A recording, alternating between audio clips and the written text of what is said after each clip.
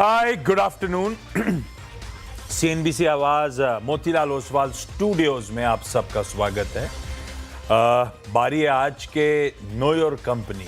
अच्छा, पहले तो आप लोग की स्क्रीन पे, क्योंकि प्राइमरी मार्केट्स का एक्शन काफ़ी है, टिकट टीम सारे अपडेट्स आप लोग के साथ शेयर कर रही है जो अब तक के फ्रेश सब्सक्रिप्शन के नंबर्स आ रहे हैं। As we speak 3 IPO subscription के लिए खुले हुए हैं, जिनमें से एक ये ओरकला इंडिया आज बंद होगा।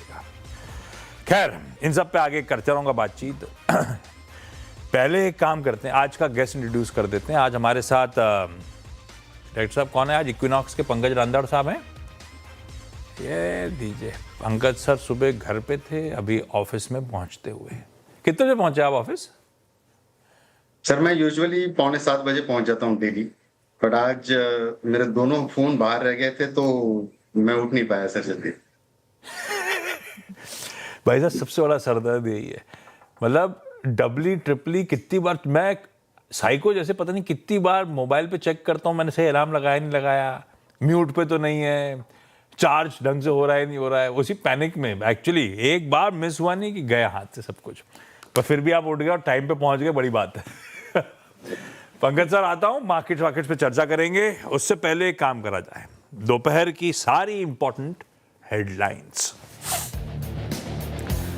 बाजार में कंसोलिडेशन का मूड, निफ्टी 25,800 के करीब, बैंक निफ्टी में भी करीब 100 अंकों की गिरावट, लेकिन मिड और स्मॉल कैप में थोड़ी खरीदारी। बिग स्टॉक, स्पॉटलाइट और चार्ट जीपीटी शेयर रहे सटीक। अनुमान मुताबिक नतीजों से आईटीसी में रौनक, वहीं मजबूत Q2 से यूनाइटेड स्पिरिट्स करीब 4% दौड़ा, वायदा का टॉप गेनर भी बना, लेकिन कमजोर रिजल्ट से बंधन बैंक एफएनओ का टॉप लूजर। उधर स्पॉटलाइट ब्लू स्टार में तेजी, साथ ही chart GPT stock IIFL finance, Oberoi realty, Paytm, Glenmark pharmaceuticals चले। सीएनबीसी आवाज की मुहिम का दिखा असर, सेबी ने नोटिफाई किए इंडेक्स वेटेज के नियम। बैंक निफ्टी में किसी भी शेयर का वेटेज 20% से ज्यादा नहीं होगा। टॉप 3 बैंक्स के वेटेज पर 45% की लिमिट। 4 चरणों में होगा इंडेक्स एडजस्टमेंट।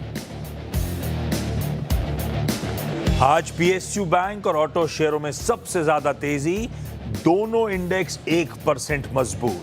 आयशर निफ्टी का तो वहीं यूनियन बैंक वायदा के टॉप गेनर्स में शुमार। वहीं मेटल, IT और फार्मा शेयरों पर दिख रहा है दबाव। और मजबूत नतीजों से लोधा डेवलपर्स करीब 3% चढ़ा, शेयर वायदा के टॉप गेनर्स में भी शुमार। वहीं शानदार तिमाही से नवीन फ्लोरिन 12% दौड़ा।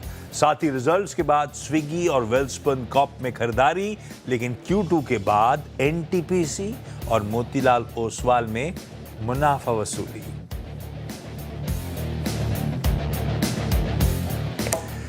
ओके, फ्राइडे, हफ्ते का लास्ट ट्रेडिंग सेशन, और ट्रेडिंग सेशन का अब तक का हाल लाइए जरा स्क्रीन पे। 1/3% से कुछ ज्यादा निफ्टी दबाव के साथ ट्रेड करता हुआ। अच्छा, थोड़ा सा मामला गड़बड़ा रहा है। कल भी मुनाफा वसूली, कल तो खुला ही पस्त था, उसके बाद दिन भर स्क्रीन पे दबाव। आज सुबह में मेंशन कर रहा था, कोई भी मीनिंगफुल इंटरडे रिकवरी नहीं दिखा पाया बाजार। बिकवाली हावी होती चली गई, दिन के लोस पे सेशन की समाप्ति हुई। आज थोड़ा सा बदला था। आज जब हम खुले तो एक समय हम 950 प्लस, तो 75 पॉइंट के आसपास इन ग्रीन गए। लगा भाई कल का ट्रेंड अब रिवर्स हुआ, लेकिन नहीं, वो 950 के आसपास के जोन्स पे 26,000, वहाँ का बिल्डअप, साइकोलॉजिकली इंपॉर्टेंट जो भी रीजंस हो, वहाँ से फिर वो मुनाफा वसूली का दबाव हावी हो रहा है। और अब हम सल्व कर रहे हैं दिन के लोज के आसपास, मोटा मोटी आधे % के दबाव के साथ कामकाज होता हुआ। पर हाँ, मैं आज या कल सुबह के मॉर्निंग कॉल में मेंशन कर रहा था, हमें है ले दे के दायरे में। हमने क्या करा था, अक्टूबर सीरीज में 1 महीने का निफ्टी का चार्ट खींचिएगा, बहुत अच्छा मूव बना था क्योंकि बहुत एग्रेसिव एफआईएस के शॉर्ट्स से सिस्टम में जो कवर हो रहे थे और बहुत अच्छी रैली एंजॉय करी हमने। उसके बाद पिछले 6 दिन के लिए, आज 7वां दिन हो जाएगा अगर ऐसे ही रहा तो, 7 दिन से लार्जली अब हमें कंसोलिडेशन बैंड में 700 से 26,100 मोटा मोटी वो बैंड है। इस बैंड के लोअर थ्रेशोल्ड में बाइंग इमर्ज हो रही है, ऊपरी थ्रेशोल्ड के आसपास आ रहे हैं तो मुनाफा वसूली का दबाव हावी हो रहा है। अब हम उस बैंड के लोअर थ्रेशोल्ड के इर्द गिर्द हैं, इसीलिए इसकी इंपॉर्टेंस है। थोड़ी बहुत वीकनेस बढ़ी तो इस बैंड को हम वायलेट कर रहे होंगे, पर अभी तो खैर उस बैंड में ही है, बैंड के लोअर थ्रेशोल्ड को चैलेंज कर रहे हैं। दबाव कहाँ आ रहा है? मेटल्स बहुत अच्छे मूव्स के बाद मुनाफा वसूली के मूड में। उसमें एक रीजन ये भी हो सकता है कि यूएस चाइना के बीच में कोई कॉन्क्रीट ट्रेड डील तो हुई नहीं है। दूसरा, फाइनेंशियल्स कह लीजिए दबाव में, और private banking as a space. तो प्राइवेट बैंक इंडेक्स दिखाइएगा तब आपको पेन दिखेगा, और मेटल्स कह लूं या फिर कमोडिटी एज अ प्ले दबाव में, और प्राइवेट बैंकिंग। अब उसमें एक बार इंडेक्स का कंट्रीब्यूशन उठाइएगा, निफ्टी 50 का कंट्रीब्यूशन, तब दिखेगा कैसे वो कोई एचडीएफसी बैंक, आईसीआईसीआई बैंक फिर सल कर रहे हैं। तो निफ्टी में वो दोनों दिग्गज हेवीवेट सरदर्द हैं। आज तो खैर वो जो सीएनबीसी आवाज ने सबसे पहले रिपोर्ट करा, सेबी का नया ड्राफ्ट जिसमें निफ्टी बैंक के समीकरण लॉजिकल करने का मन है, सिंगल स्टॉक्स के एक्सपोजर्स लिमिट करने के, और तीन दिग्गजों के एक्सपोजर लिमिट करने की तैयारी हो रही है। अब उसका मतलब है किसी आईसीआईसीआई बैंक, एचडीएफसी बैंक का सीधा सीधा मतलब वेट रिड्यूस भी हो रहा होगा उसमें, पर ये एकदम नहीं हो रहा है। अभी तो ड्राफ्ट है, सील ऑफ अप्रूवल आएगा तो चरणों में हो रहा होगा। पर ठीक है, ये वैसे ही सल कर रहे थे, आज एक एडिड रीजन बन जाता है शायद सल करने का। तो प्राइवेट बैंकिंग स्पेस देखिए, इसलिए मैंने निफ्टी बैंक नहीं कहा, मैं प्राइवेट बैंकिंग स्पेस से ज़्यादा तवज्जो दे रहा हूँ। 3 दिग्गज प्राइवेट बैंकिंग स्टॉक्स किस तरह का दबाव दिखा रहे हैं, वही एक सरदर्द है इस समय ज़्यादा इस पॉकेट का। खैर पंकज सर, पहले निफ्टी ये 2 दिनों की मुनाफा वसूली को आप कैसे रीड कर रहे हो? क्या की लेवल्स हैं जिसको आप वॉच करोगे? उनके वायलेट होने से दिक्कत बढ़ रही है, या फिर अभी मानना है आपका दिक्कत बढ़ गई है? आप कैसे निफ्टी 50 को रीड कर रहे हो इक्विनॉक्स में? Good afternoon Ashish ji, and good afternoon everyone. Ashish ji देखिए, व्यू थोड़ा सा डेफिनेटली चेंज हुआ है, क्यों तो ओआई का अगर हम लोग डेटा देखते हैं तो 26,000 पे जिस तरीके से जबरदस्त कॉल राइटिंग दिख रही है, सिमिलरली 25,900, 25,850 और 800 पे बहुत स्ट्रॉन्ग कॉल राइटर्स हैं, और उसके मुकाबले पुट राइटर्स की जो तादाद है बहुत कम है। इनफैक्ट आज हफ्ते का आखिरी दिन भी है, तो थोड़ा सा कॉशियस नोट पे हम लोग जाना पसंद करेंगे, और मुझे लगता है कि जो बायन डिप्स की जो स्ट्रेटेजी थी उसको थोड़ा होल्ड पे रखेंगे, और अगर ऊपरी लेवल पर कहीं पे भी मार्केट दिखता है तो इंडाइसेस पॉइंट ऑफ व्यू से हमको शॉर्ट करके ही जाना है।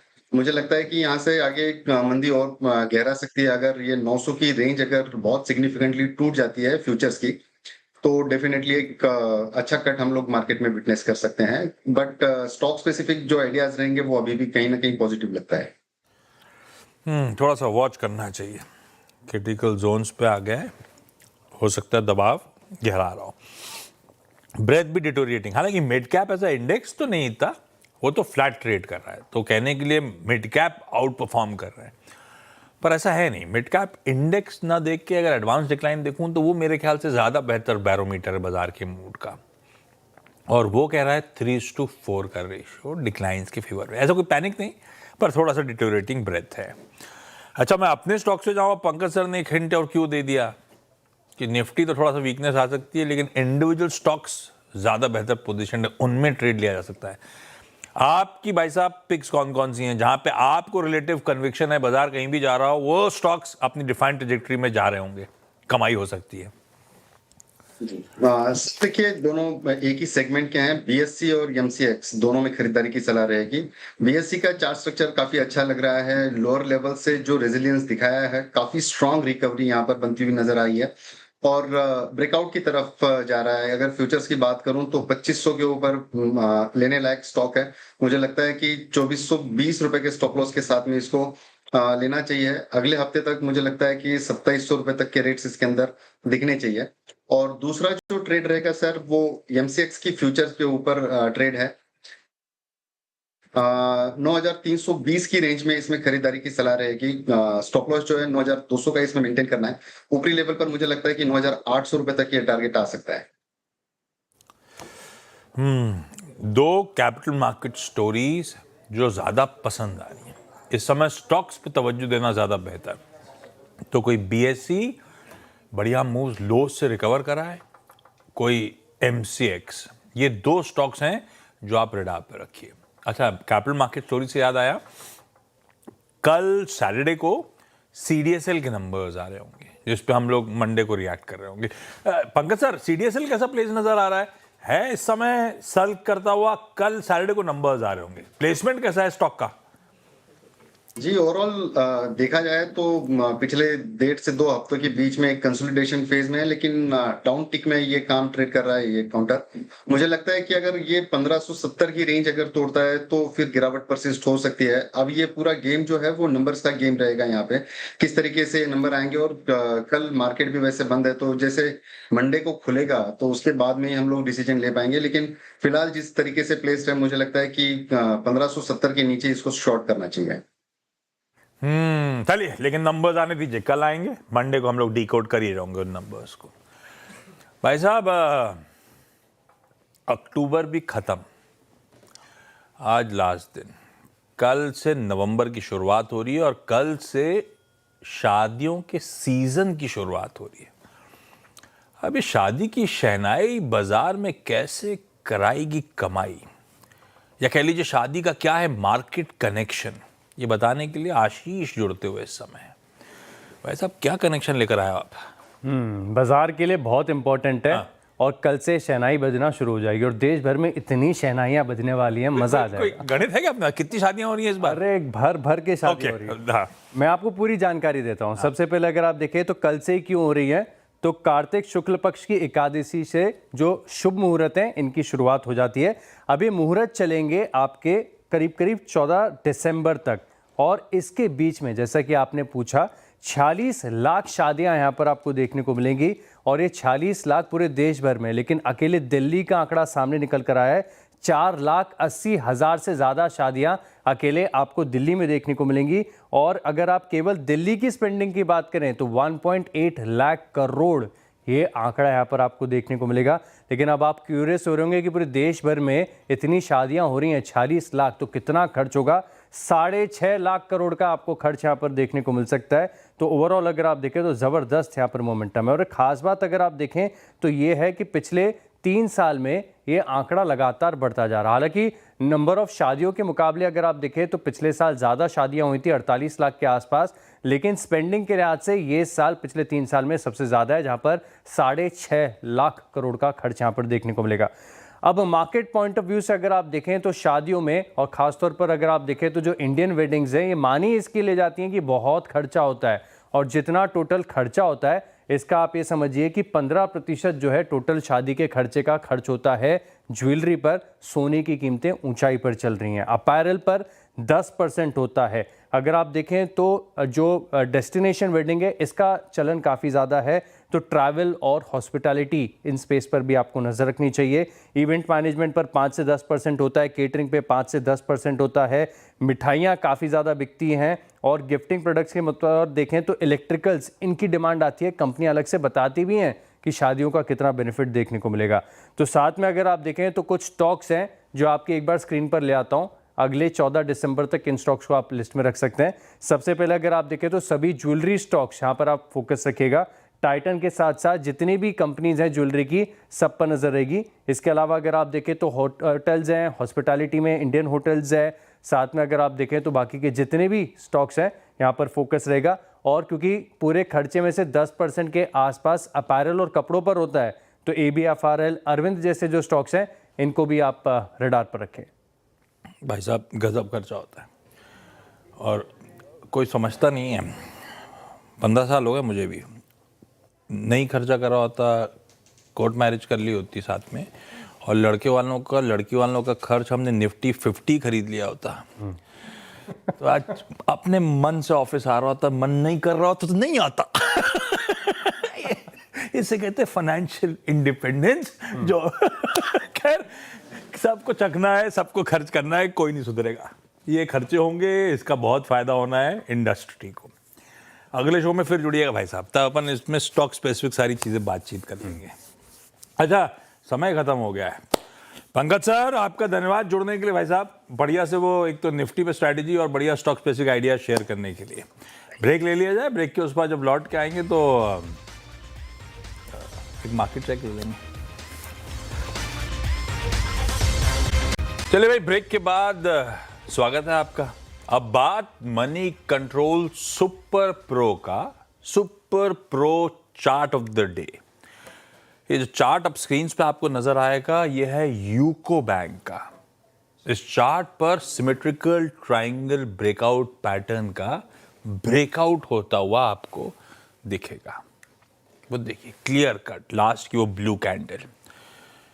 अगर आपको ऐसे ही एक्शन और मोमेंटम वाले चार्ट पैटर्न्स जानना समझना है तो आप सब्सक्राइब करिए money control super pro. Process बहुत आसान है, बस आपको स्क्रीन पे दिए हुए QR कोड को स्कैन करना है। इस फेस्टिव सीजन हम आपके लिए खास ऑफर लेकर आए हैं। 10 लकी सब्सक्राइबर्स को मिलेगा 1 ग्राम सोना जीतने का मौका।